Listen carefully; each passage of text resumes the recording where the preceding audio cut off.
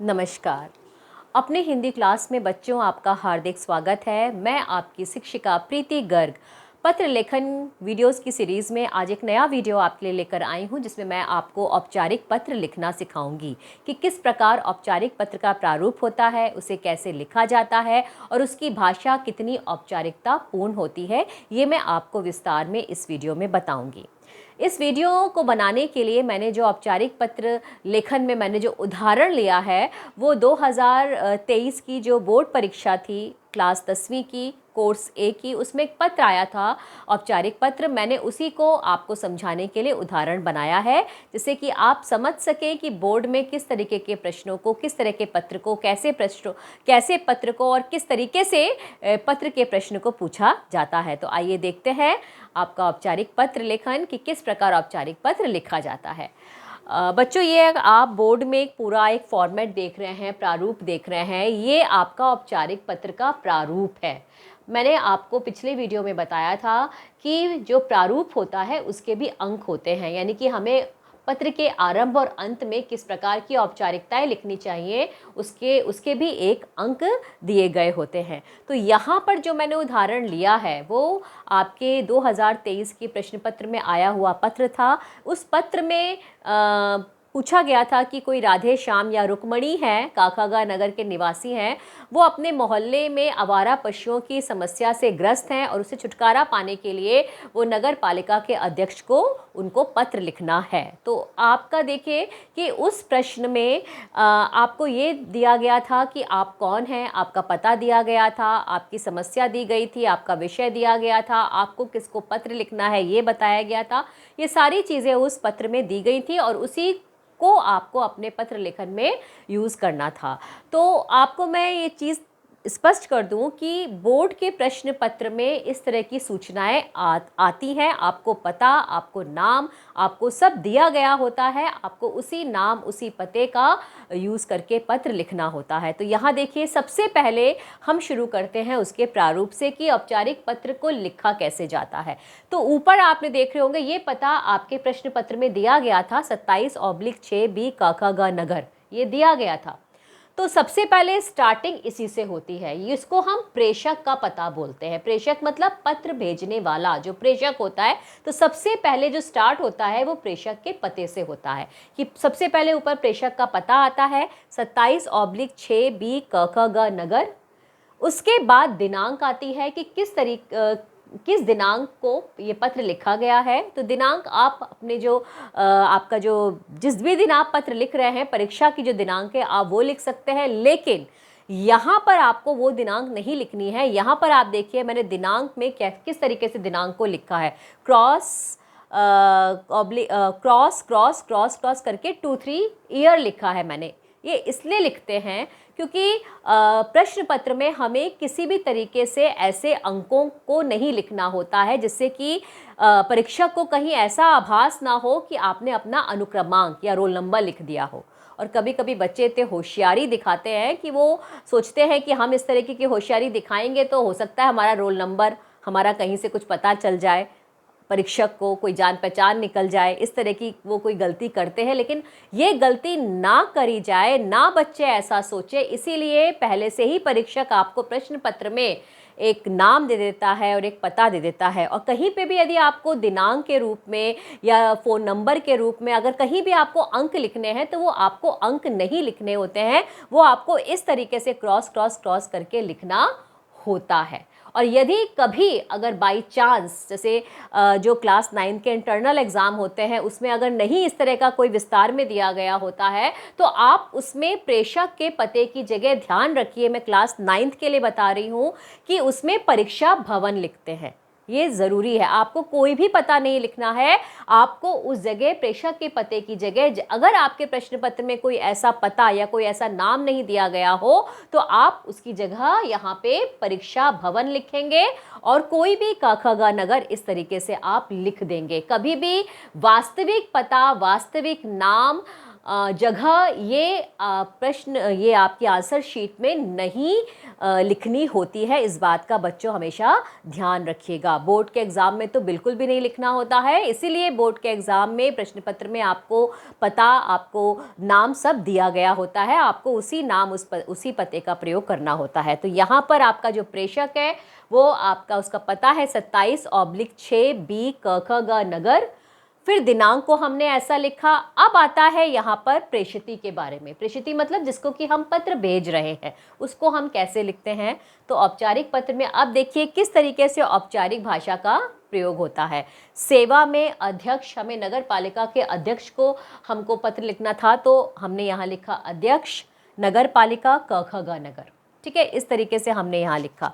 फिर उसके बाद जो सबसे ज़रूरी बात है औपचारिक पत्र में वो होती है विषय, यानी कि सब्जेक्ट। और विषय हमेशा संक्षिप्त में लिखना चाहिए, बहुत बड़ा नहीं लिखना चाहिए। यदि उस प्रश्न पत्र में ऐसा लिखा गया है कि मोहल्ले की आवारा पशुओं की समस्या से छुटकारा पाने के लिए पत्र लिखना है आपको, तो इतना लंबा आपको विषय नहीं लिखना है, आपको इसको संक्षिप्त में करके लिखना है। जैसे मैंने लिखा है विषय आवारा पशुओं की समस्या के संबंध में, बस इतना।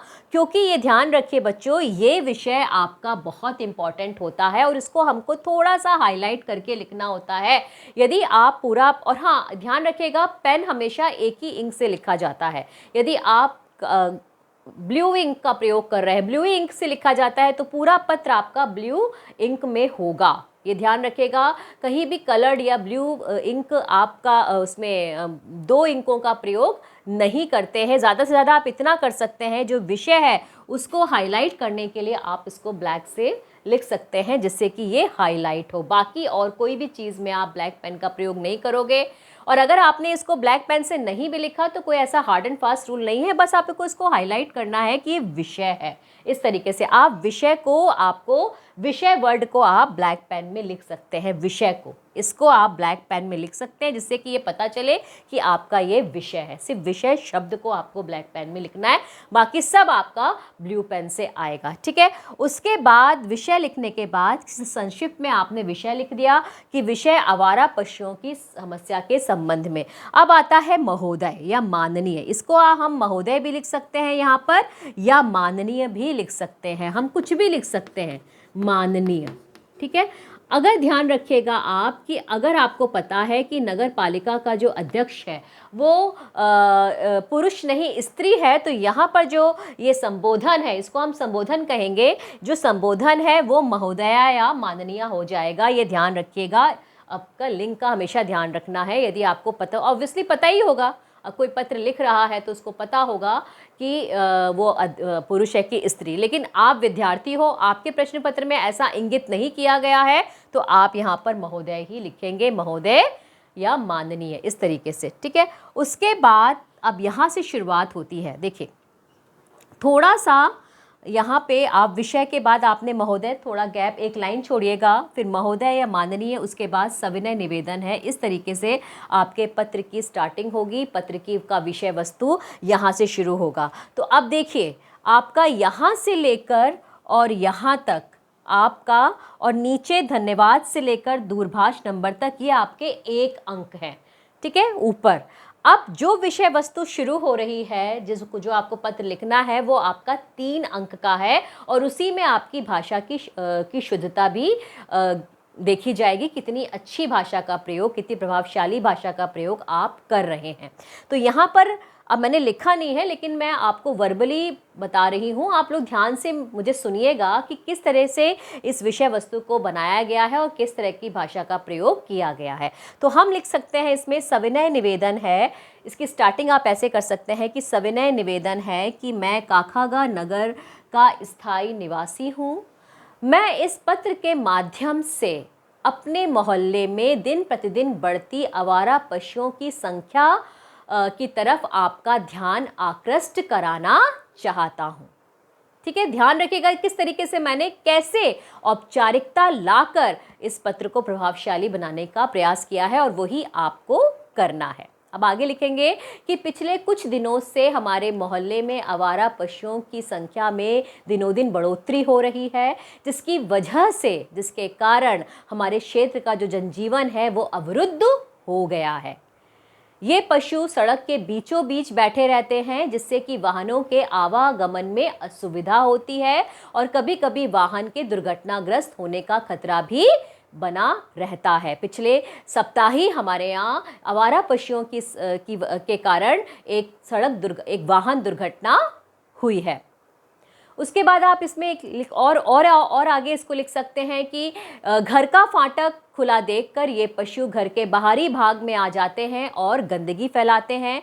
इनके भय से बच्चों ने मैदान में भी खेलना छोड़ दिया है। इनमें से कुछ पशु गंभीर बीमारियों से भी ग्रस्त दिखाई पड़ते हैं, जिससे कि बीमारी के संक्रमण का भी खतरा उत्पन्न हो रहा है। तो आपने इस तरीके से पूरी समस्या को अध्यक्ष महोदय के सामने रखा पत्र के माध्यम से, जो कि आपकी समस्या थी। उसके बाद अब आपकी यहाँ पर आपको कितना इस संबंध में जानकारी है कि हमारे देश में ऐसी समस्या है, तो उसके लिए क्या क्या उपाय किए जा सकते हैं, परीक्षक ये भी आपसे जानना चाहता है। तो आप इसके आगे लिख सकते हैं कि हमने बहुत बार आवारा पशुओं के संबंध में की हेल्पलाइन को फ़ोन किया है, लेकिन हमें कोई भी उचित उत्तर नहीं मिला, ना ही कोई समुचित कार्यवाही की गई। तो देखिए, इस लाइन से परीक्षक को ये पता चलेगा कि आप जागरूक हैं कि आवारा पशुओं के लिए भी कोई हेल्पलाइन बनाई गई है। हमेशा ध्यान रखिए कि लेखन में जो भी विषय आपको दिए जाते हैं, चाहे वो पत्र हो चाहे वो अनुच्छेद हो, हमेशा परीक्षक का उद्देश्य होता है ये जानना कि आप अपने आसपास की जानकारियों से, आसपास के वातावरण से कितने जागरूक हैं, आपको कितनी नॉलेज है, कि जो भी वर्तमान में चल रहा है उसके संबंध में आप कितने जागरूक हैं, आपकी कितनी नॉलेज है, इसका पता परीक्षक उस लेखन जो आपका भाग है 20 नंबर का आपके प्रश्न पत्र में, उसके माध्यम से पता लगाता है। तो यहाँ पर यदि आप ऐसा लिखेंगे कि आपने आवारा पशुओं के संबंध की हेल्पलाइन, उससे परीक्षक को तुरंत चेतेगा कि अरे, इसको पता है कि इस तरह की देश में हेल्पलाइन चालू है, ऐसी समस्याओं के लिए भी हेल्पलाइन बनाई गई है। तो आप इसमें अगर ये लाइन ऐड कर दोगे तो आपका पत्र बहुत अच्छा प्रभावशाली दिखेगा। परीक्षक को लगेगा कि हाँ, विद्यार्थी जागरूक है, उसे पता है कि आसपास क्या घटता है। तो आप ऐसे लिख सकते हैं कि हमने आवारा पशुओं के संबंध में बनी हेल्पलाइन पर कई बार फ़ोन किया, लेकिन हमें कोई उचित उत्तर नहीं मिला, ना ही समुचित कार्यवाही की गई। आप मेरी भाषा की तरफ ध्यान दीजिए कि मैं किस तरह की भाषा का प्रयोग कर रही हूँ, जिसमें कितनी औपचारिकता है। तो इस तरीके से हमने पूरा एक पैराग्राफ अपनी इस समस्या का बनाया और हमने उसके छुटकारा पाने के लिए स्वयं भी क्या प्रयास किए, हमने वो भी बताया। तो वो आपका एक पैराग्राफ में आएगा। ठीक है। अब आपका दूसरा, हमेशा ध्यान रखिए, पत्र हमेशा 2 पैराग्राफ में लिखने की कोशिश करिए, इवन 2 पैराग्राफ में लिखिए, जिससे कि पत्र सिस्टमैटिक और व्यवस्थित पता उसका लग सके कि हाँ, पत्र कितना सिस्टमैटिक और व्यवस्थित तरीके से लिखा गया है। अब यहाँ पर सेकंड पैराग्राफ में अब आपको उनसे अनुरोध करना है। तो आप लिख सकते हैं, अतः आपसे अनुरोध है कि आप नगर निगम का वाहन भेजकर इन आवारा पशुओं को उठवाने की कृपा करें, जिससे कि क्षेत्र का जनजीवन, यानी कि मोहल्ले का जनजीवन सामान्य हो सके और हमें इन आवारा पशुओं की समस्या से छुटकारा मिल सके। ठीक है, इतना बस। ओके। उसके बाद यहाँ आपने एंड किया, फिर यहाँ देखिए, यहाँ पर आपका ये पूरा पैराग्राफ एंड हो गया। फिर उसके नीचे यहाँ साइड में ही बाईं तरफ ही आप लिखेंगे धन्यवाद। फिर नीचे अब आप क्या लिखेंगे, भवदीय या प्रार्थी, दोनों में से कोई एक लिख सकते हैं। या तो भवदीय लिखिए या फिर प्रार्थी लिखिए। प्रार्थी मतलब प्रार्थना करने वाला, या जो हम इंग्लिश में योर सिंसियरली लिखते हैं उसको हम हिंदी में लिखेंगे भवदीय या फिर प्रार्थी। अपना नाम आपका उस प्रश्न पत्र में दिया गया था, राधे श्याम या रुक्मणी, जिसको भी आप जो पत्र आप में लिखना चाहें, मैंने राधे श्याम लिखा है, राधे श्याम। और यहाँ पर अपना फ़ोन नंबर, जिसको हम दूरभाष बोलते हैं, दूरभाष यानी कि फ़ोन नंबर। दूरभाष में आप देखिए, यहाँ पर मैंने क्रॉस किया है, इसका मतलब यहाँ भी हमें अंक नहीं लिखने हैं। तो इस तरीके से, यानी कि परीक्षक को पता लग गया कि आपको मालूम है कि इसके नीचे दूरभाष लिखते हैं या पता ऐसे लिखते हैं। ये सब चीज़ें इस तरीके से लिखी जाती हैं औपचारिक पत्र में। तो आप ध्यान रखिए कि आपको क्या विषय वस्तु बनानी है, क्योंकि 3 नंबर जो अभी इतनी देर से मैंने जो विषय वस्तु आपसे कही है उसी के 3 नंबर हैं और उसी में 1 नंबर भाषा की शुद्धता का भी है कि आप कितने अच्छे शब्दों का चयन करते हैं। यदि औपचारिक पत्र है तो आपने कितनी औपचारिकतापूर्ण ढंग से उसको लिखा है, कितने प्रभावशाली ढंग से लिखा है। विषय वस्तु के यदि 3 अंक है तो आपको उस समस्या या उस विषय के संबंध में खुद कितनी नॉलेज है, ये सब मिलाकर आपकी वो विषय वस्तु बनती है, आपका पूरा पत्र बनता है। और आप किस तरीके से उसको लिखते हैं ये तरीका दिखता है कि आपने कैसे स्टार्टिंग आपने प्रेषक के पते से की, फिर ये यहाँ पे पूरा प्रेषिती के बारे में लिखा, फिर विषय लिखा, फिर आपने विषय वस्तु लिखी, फिर नीचे आपने औपचारिकता की कि धन्यवाद भवदीय प्रार्थी, इस तरीके से आपको लिखना है। तो बच्चों ये पूरा औपचारिक पत्र का फॉर्मेट है, आपको ऐसे ही फॉर्मेट में पत्र लिखना है। यदि जिस तरीके से मैंने आपको पत्र बताया है, यदि वैसी भाषा का प्रयोग करते हुए अगर आप पत्र लिखते हो तो निश्चित ही आधे नंबर कटेंगे आपके, 5 में से 4.5 अंक आपके बिल्कुल पक्के हैं। यदि आप ऐसा ही सोच, ऐसे ही विचार, ऐसी ही भाषा का प्रयोग करते हुए आप पत्र लिखते हैं, तो इसके लिए ज़रूरी ये है कि हमें अपने आसपास क्या घट रहा है, जो करंट अफेयर्स हम इसको बोलते हैं, समसामयिक हम जो विषय बोलते हैं, उनकी जानकारी हमें होनी चाहिए। जो लेखन वाला हमारा हिस्सा है प्रश्न पत्र का, वो आप तब तक ढंग से नहीं कर पाएंगे जब तक कि आप अपने आसपास घट रही घटनाओं से परिचित, अपने बातों से परिचित नहीं हो पाएंगे कि हमारे देश में या देश विदेश में हर क्षेत्र में, चाहे वो मनोरंजन हो, चाहे वो खेल हो, चाहे वो राजनीति हो क्या रहा है, समाज में चल क्या रहा है, उससे आप जागरूक नहीं होंगे। और उससे जागरूक होने का सबसे आसान तरीका है समाचार पत्र का पठन, यानी कि आप समाचार पत्र पढ़िए। रोज एक आप नियम बनाइए कि रोज आपको आधा घंटा समाचार पत्र पढ़ना है, जिससे कि आप परिचित हो सकें कि हमारे देश में हो क्या रहा है, कि इस तरह की कोई समस्या होती है तो उससे किस तरीके के साधन जो सरकार ने इन पशुओं से, आवारा पशुओं से निपटने के किस किस तरह के साधन बनाए हैं, तो वो सब आप अपने लेखन में प्रयोग कर सकते हैं। इस बात का आप ध्यान रखिए, तो आपका पत्र भी प्रभावशाली होगा, आपकी नॉलेज भी परीक्षा को पता लगेगी। और आपका जो पत्र लेखन है, वो पत्र की जो आपके वो होते हैं, शब्द सीमा होती है, वो आपकी 100 से 120 होती है। यानी कि 100 से 120 शब्दों में आपको पत्र लिखना होता है। तो 100 से 120 शब्द बहुत होते हैं, यानी कि आपको कोई भी बकवास भी नहीं लिखनी है, आपको उस विषय के संबंध में कोई उल जलूल या आलतू फालतू बातें भी नहीं लिखनी है, आपको टू द पॉइंट लिखना है। लेकिन आपको बताना है, आपको अपनी नॉलेज, अपनी जितनी भी आपको उस विषय के संबंध में जानकारी है, उसको संक्षिप्त में आपको बताते हुए आपको लेखन का ये जो पत्र लेखन है वो आपको करना है। ये 5 अंक का है और 100 से 120 शब्दों में आपको पत्र लिखना है। तो आशा है कि आपको तरीका समझ में आ गया होगा कि किस तरीके से हमें औपचारिक पत्र लिखना होता है। आपको ये समझ में आ गया होगा कि बोर्ड की एग्ज़ाम में कैसे प्रश्न पत्र में पत्र पूछा जाता है, किस तरीका का पत्र पूछा जाता है। इसीलिए मैंने बोर्ड परीक्षा का ही जो प्रश्न था उसको उदाहरण के रूप में आपके सामने मैंने उसको सॉल्व किया। तो आप, आशा है ये वीडियो आपको अच्छा लगा होगा, आपको पता चल गया होगा कि पत्र कैसे लिखा जाता है, और आगे जाकर किसी भी विषय पर पत्र आए तो आप उसको इसी फॉर्मेट में, इसी प्रारूप में आप उसको लिखेंगे। तो आज के लिए मैं इस पत्र लेखन में इस वाले पत्र को, जो औपचारिक पत्र है, उसको मैं यहीं आपका एंड करती हूँ। और अगला जो वीडियो है वो मैंने आपको अनौपचारिक पत्र कैसे लिखा जाता है उसके ऊपर मैं बनाऊँगी, आप उसका भी लाभ उठाइएगा। लेकिन तब तक आप मुझसे जुड़े रहिए, अपनी हिंदी पढ़ते रहिए। Thank you.